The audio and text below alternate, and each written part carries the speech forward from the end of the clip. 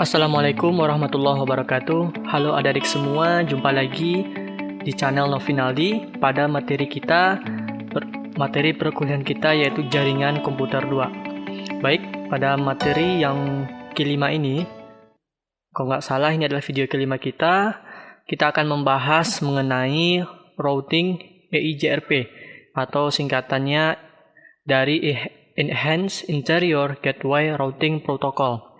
Sebelumnya kita sudah mempelajari teknik routing yang namanya RIP, Routing Information Protocol yang versi 2-nya.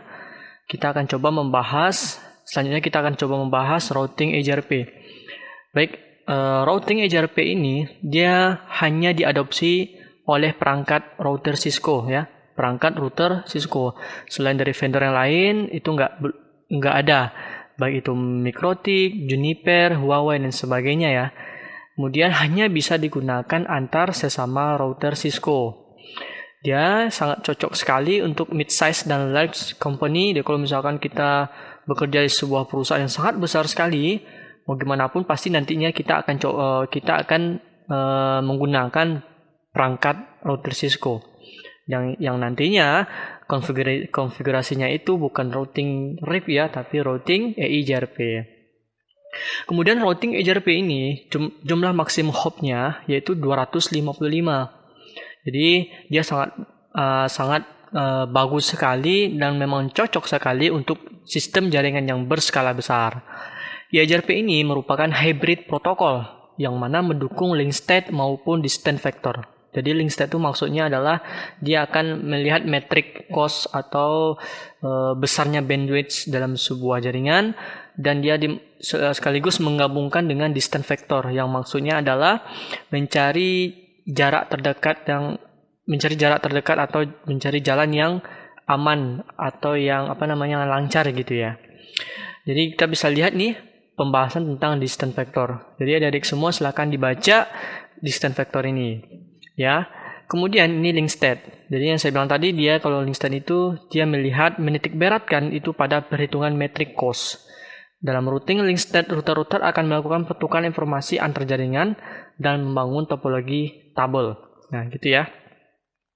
Kemudian routing EIGRP ini dia menggunakan algoritma dual ya, diffusing update algorithm dalam menentukan path jalur manakah yang tercepat atau terpendek. Jadi dia mempunyai 3 tabel penting dalam menyimpan informasinya, yaitu pertama neckboard table, artinya dia akan menyimpan informasi routing dari tetangga sebelahnya. Kemudian topologi tabelnya dia langsung menyimpan, kemudian routing table ya. Neckboard table itu tabel yang paling penting dari sebuah tabel-tabel lainnya. Dalam tabel ini dia menyimpan sebuah list tentang router tetangga-tetangganya. Jadi dia langsung menyimpan. Jadi kalau misalkan ada tetangga sebelahnya, kita memasang sebuah router baru, kemudian kita konfigurasi root EIGRP, router sebelah yang sudah dipasang EIGRP, dia langsung menyimpan. Ya, dia akan langsung mencatat baik itu address-nya, no address-nya, dan interface-nya. Kemudian topologi tabel yang menyimpan semua informasi mengenai jalur yang dipelajari dari neckboard. Dia akan menyimpan semua informasi mengenai jalur yang dipelajari dari neckboard table tadi. Kemudian routing table dia yang hanya menyimpan tujuan tercepat atau rute yang tercepat, sehingga nanti kita mengirimkan informasi atau pengiriman paket data ke tujuan dia akan lebih cepat. Nah, itulah namanya routing table. Kita akan coba praktekkan bagaimana caranya menggunakan routing EIGRP ini. Sebenarnya konsepnya sama saja ya adik-adik semua dibandingkan dengan routing RIP. Ya, bedanya adalah ya secara konsep kalau routing RIP itu dia hanya jaringan berskala kecil saja. Jadi kalau misalkan nanti adik-adik semua bekerja di sebuah perusahaan yang mengolah infrastruktur jaringan, kalau misalkan kita di bagian infrastruktur jaringan, kalau misalkan routernya yang kita pasang cuma sedikit, atau perusahaan kita cuma sedikit, ya jangan cukup kita konfigurasi menggunakan routing RIP ya. Bisa nggak routing EIGRP? Ya nggak masalah ya, nggak masalah, tergantung dari perangkatnya. Baik adik-adik semua, kita akan coba praktekkan bagaimana caranya routing EIGRP. Silahkan buka packet tracernya ya. Kebetulan saya sudah mendesain skema topologi yang kita buat, di mana terdapat di sini 4 router, ya, adik semua. Silakan desain topologi kita. Nah, di mana nanti untuk routernya kita biasanya kan ketika praktek itu menggunakan router versi yang 2901. Namun untuk saat ini untuk routing EJRP karena kita kebanyakan menggunakan kabel serial, jadi kita akan coba menggunakan router seri yang di sini namanya PT router atau router PT. Silakan adik semua pasang desain topologinya sesuai dengan gambarnya ini. Perhatikan juga yang interface yang masuk. Kalau di sini kan kalau router A, anggap saja ini adalah A ya. Ini router A. Ini saya kasih warna saja supaya adik semua paham. Misalkan ini adalah hijau. Ya, ini hijau. Kemudian anggap saja ini kuning misalkan ya. Baik ya. Kemudian yang ini biru. Di sini kita buat biru. Oh, maaf. Nah, gitu ya. Baik, berarti yang hijau A, ini adalah B, ini adalah C. Ya. Jadi ini ada area A, B, dan C. Kita akan coba praktekkan bagaimana cara konfigurasinya. Ya, konfigurasinya sama saja. Dari semua silakan kita masuk ke router A. Di sini saya zoom dulu. Jadi kita masuk ke router A yang mana ada interface FA00. Misalkan di sini kita kasih untuk jaringan A itu 192.168.10/24 saja. Ya. Ini jaringannya di sini ya. 10. Berarti nanti kita buat FA00 ini adalah 11, kemudian di sini kita buat 12. Kemudian untuk SE30 itu kita kasih jaringannya misalkan aja ya 10.110/30 karena ada cukup 2 interface saja ya. Maka itu kita gunakan /30. Kemudian antara router A dan router B kita kasih IP-nya yaitu 20.110/30. Kemudian antara router B dan C atau C dan B kita kasih IP-nya 30.110/30. Baik ya. Jadi nanti kita akan buat di sini FA00-nya yaitu 11, di sini 11, di sini 11 ya. Jadi nanti yang sebelahnya 12. Baik ya, kita praktekkan secara perlahan ya perintahnya. Baik, jangan lupa saya udah buat hostname-nya. Jadi enable konfigurasi terminal, buat hostname-nya ya. Misalkan router A. Ini router A. Kita set IP dulu. IP add 192.168.1.1. Jangan lupa sebutkan subnet masknya karena /24 berarti belakangnya adalah 0. Oh maaf ya, interface dulu. Baik, interface FA00. Ya, di sini FA00. Baik, kita set IP 192.168.1.1. No SH, jangan lupa. No shutdown. Oke, exit. Kemudian kita masuk ke interface SE30 ya. IP-nya nanti 10.111. Karena ini adalah DCE ditandai dengan icon jam atau time. Itu berarti nanti kita tambahkan clock rate ya. Jadi kita masuk ke interface SE30 IP add 10.111 karena /30 berarti belakangnya 252. Tambahkan clock rate 64.000. Oke, no SH. Sip. Kita exit. Kalau misalkan ada dari semua kelupaan menuliskan clock rate, jadi kita misalkan masuk dulu ke interface-nya. Baru kita masukkan perintah clock rate ya. 64.000 gitu. Bisa langsung no SH. tidak perlu mengetikkan no SSH lagi karena sudah kita aktifkan no SSH di awal ya. Kita exit lagi, kemudian kita masuk ke interface SE20. Interface SE20, kita ketikkan IP 20.1.1 ya. 252. Kemudian jangan lupa clock rate lagi karena di sini ada icon time-nya. Kalau misalkan nggak ada ya teman adik-adik semua, ya sesuaikan aja. Kalau misalkan time-nya di sini di router B, ya berarti nanti di router B-nya kita tambahkan clock rate. Kalau misalkan kita udah terlanjur terbuat clock rate-nya, tapi di sini nggak ada icon time-nya, kita bisa buat aja no. Jadi kayak gini aja, no clock rate ya, clock rate. Dah itu aja. Maaf, clock rate 64.000. Dah, gitu ya. Kalau misalkan udah terlanjur clock rate-nya, padahal dia nggak DCE gitu ya. Baik, kita masuk. Maaf, karena tadi di sini udah saya buat no, berarti kita buat clock rate. Kemudian no shutdown. Oke, sudah.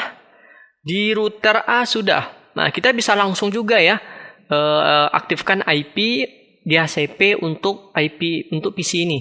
Jadi kita cukup seperti ini. IP DHCP pool ya. RA, jadi poolnya DHCPA untuk router A. IP default 192.168.1.1, kemudian network 192.168.1.0 gitu, kemudian DNS kita boleh ya 888, save, kemudian baru exit. Sudah, berarti untuk area A itu sudah kita set IP-nya. Jadi kita klik PC pada router A, konfigurasi, sudah kita klik DHCP, nanti akan dapat IP-nya. Gitu ya. Kita bisa tes apakah dia bisa ping. Kita klik tekan huruf P pada keyboard, klik di sini, sukses ya. Baik adik-adik semua, selanjutnya kita konfigurasi untuk router B di sini. Kita konfigurasi untuk router B. Caranya sama saja kayak seperti tadi ya. No enable hostname router B di sini. Kemudian kita masuk ke interface SE20. Ya, dan di sini SE20. Maaf, ini berapa ya? Oh, ini FA10 ya, karena yang jalurnya ke B. Berarti SE20, interface SE20. Kita set IP-nya di sini 20.112 karena di atas sudah 11 ya. 20.112.252. No SH. Maka dia nanti hijau. Baik, selanjutnya kita masuk ke FA10 yang untuk mengarah ke router B ya, ke router C ya. Berarti nanti kita set 30.112 di sini. Berarti kita exit dulu. Exit atau EX, interface FA10, kita set IP-nya 30.112 ya. 252 no SH, sip. Kita exit dulu, baru kita masuk ke interface FA00. Oh ya, ini kelupaan ya, untuk area B itu IP-nya berapa. Kita misalkan 172.16.10/24. Kemudian untuk area C itu kita kasih IP-nya 172.30. 1 ya, maaf, di sini berapa? Ini 16 ya. 10/24. Oke, sip. Jika sudah, berarti FA00 yang di sini IP-nya 172.16.1.1 ya. Berarti kita masuk ke interface-nya FA00 IP at 172.16.1.1. 0 ya. No SH. Sip. Kita bisa sekaligus aktifkan DHCP-nya supaya cepat. DHCP pool untuk kita misalkan namanya name DHCP strip B. Kemudian kita masuk dev 172.16.1.1 ya. Network 172.16.1.0. Oke, DNS-nya kita masukin 888. Oke ya, kita exit. Selanjutnya, baru kita masuk ke PC-PC-nya. Ya, adik semua bisa kita cek di desktop IP konfigurasi, kemudian klik di HCP. Jadi kelihatan ya IP-nya benar-benar oke, udah sukses. Kemudian di sini lagi sudah di HCP lagi. Oke, dah ketemu ya IP-nya. Selanjutnya kita masuk ke router C. Ada interface SE20, FA00, FA10. SE20 itu berarti 10.112 ya. Kemudian FA00 itu 30.111 karena di sini udah dibuat 2 ya. Nah, perlu diingat lagi ya, arahkannya kursor. Berarti FA10, udah kita lihat di situ fast ethernet 10 itu 30.112. Berarti ini arahnya ke FA00 itu berarti kita buat 30.111. Sip, kita masuk ke router B. Caranya sama seperti yang tadi. Ya. No enable konfigurasi terminal host router C ya. Kemudian kita masuk ke interface dulu di sini. Interface-nya SE20, berarti 10.112 ya. SE20 ya. IP add itu 10.112 252. Oke, no SH karena nggak ada DCE ya, nggak ada clock rate. Exit dulu, kemudian baru kita masuk ke FA00 30.112. Ini enter aja ya. Interface FA00 kita masuk IP add, maaf di sini kita cek lagi FA00 30.111. Nah, hati-hati ya adik-adik semua, jangan sampai bentrok dengan IP tetangganya. Nah, kalau misalkan ada di sini ketik di sini 2 misalkan ya. Kita cek 252 no SH. Nanti duplikat katanya di sini ya. Duplikat address dengan tetangganya fast ethernet 00. Nah, gitu ya, hati-hati. Jadi kita ketik lagi IP add ya. 30.111. Sip, no SH lagi. Oke ya, nggak ada masalah. Kemudian kita masuk FA10 ya. Interface FA10 itu IP-nya adalah 172.30.110. No. Oke, no SH. Sip. Sudah benar ya. Kemudian kita aktifkan DHCP, kita exit dulu. IP DHCP pool DHCPC, misalkan nama poolnya DHCPC, kemudian dev 172.30.111 network, kemudian 172.30.110. Jangan lupa subnet masnya. Kemudian kita isi DNS 888. Oke, sip. Jika sudah, kita set IP-nya untuk PC ini. Ya, set IP-nya setelah DHCP, pastikan successful ya. Oke, jika sudah, kita coba tes ping di sini.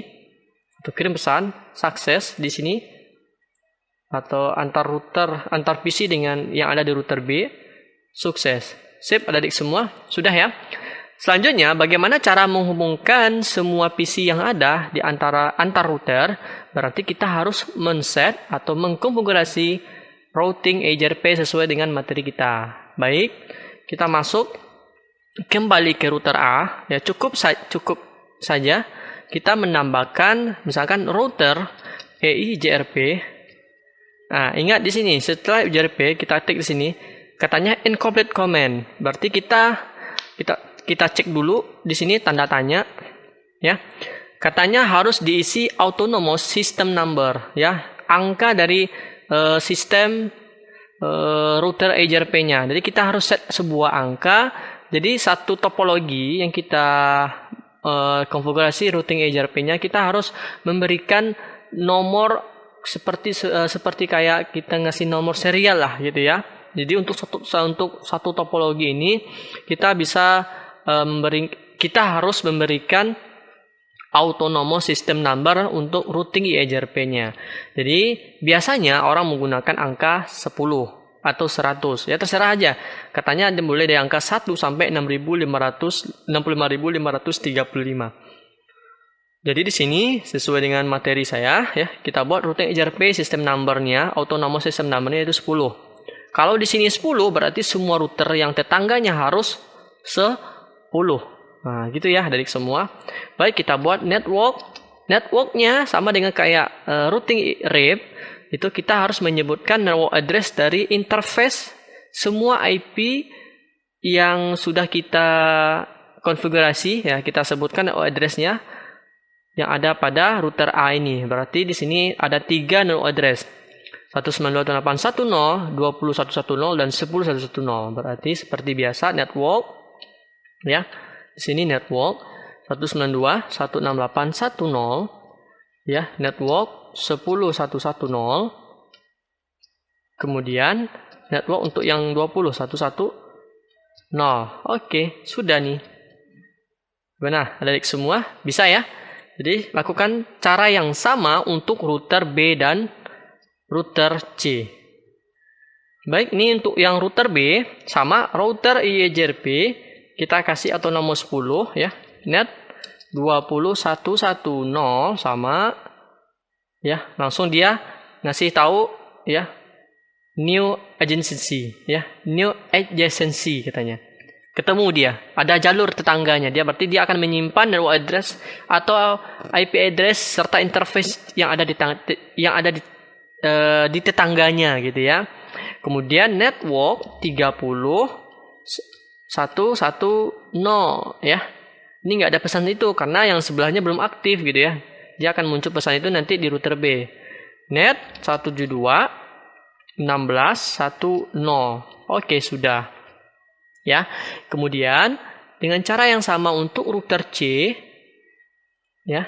Router C, router EIGRP 10 autonomousnya sama. Berarti net 10.1.1.0. Oke, langsung dia muncul pesan. Kemudian net 30.1.1.0 muncul juga pesan. Baru net untuk yang area apa? Yang arah ke PC 172 30.1.0. Oke, sip. Sudah nih adik semua. Gimana? Semoga paham ya. Kalau belum paham silakan back lagi video saya gitu ya. Baik, selanjutnya yang ini adik semua kita coba tes ping gitu ya. Kita dari area A ke area C. Sukses ya. Kelihatan di sini. Di sini kita klik successful, kita cek di sini jalan. Sudah nih dari semua. Gimana? Mudah-mudahan latihan atau praktik kita mengenai routing EIGRP bisa berhasil buat adik semua. Gimana cara konfigurasinya. Untuk penjelasan bagaimana sih apa sih arti dari routing EIGRP itu bisa cari searching aja di Google gitu ya. Untuk modul yang tadi nanti akan saya share yang ini dalam bentuk PDF. Saya share nanti linknya akan saya kasih di bagian deskripsi video ini. Baik adik-adik semua, terima kasih sudah menonton. Semoga paham apa yang saya sampaikan.